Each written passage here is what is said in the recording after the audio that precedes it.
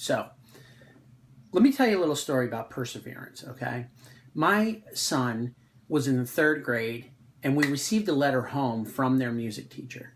The letter basically said, I overheard your son in the hallway threatening to smash their instrument because of the frustration they were having. Now, as everybody knows, 3rd grade is sort of like when the kids just start getting going with music. And quite honestly, I am really not musically inclined. My wife, it's debatable, although I think she has a nice voice.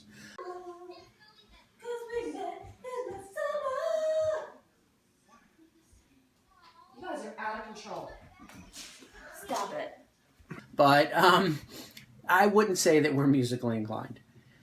Now, that would have been it. 4th grade, Connor could have moved on to something else. There's all kinds of different arts to get into in the schools.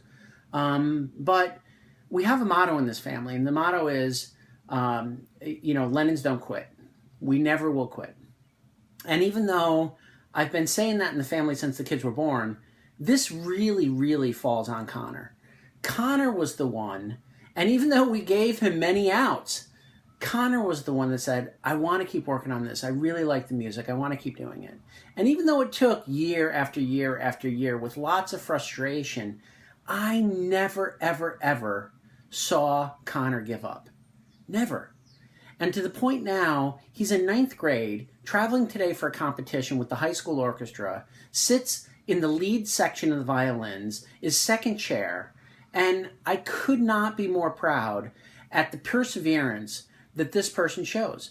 Every single night, he is up in his room practicing and playing and studying and learning and playing things that aren't even part of the class curriculum. I mean, earlier in the year, he taught his whole section how to play the Star Wars theme, only because he was up in his room and he thought that would be cool. He looked it up, he YouTubed it, and there it is. So with all great things in life, you always want your kids to have certain qualities. I'm not so sure that perseverance is something that a lot of parents can look at and say they can see that in their child. But I see that in our child, and I could not be more happy. So good luck today, Connor. I love you. Forget about that 3rd grade letter. I still have it, and I have the response to your teacher that says, hey, we'll work on it. But you know what? It was all you. You did it. You are where you are today. The future that holds for you is in your own hands, and you know that. And I have comfort and trust to know that as you move forward, your own decisions and your own perseverance will help you to move in the right direction. People will follow you. You will be a leader. I love you. Good luck.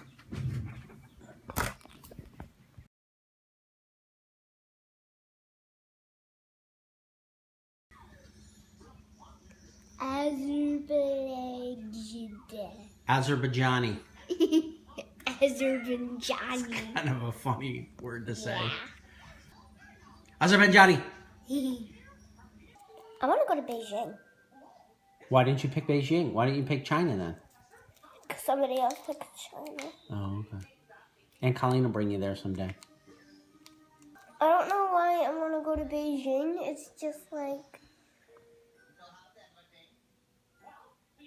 kind of like the only city I know in China. So. You feel like I cut my hair too short? Yeah. Don't get a 2 and 4 anymore?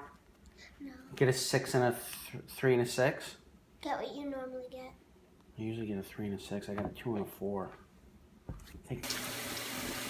Lunch snack? Sugar! No.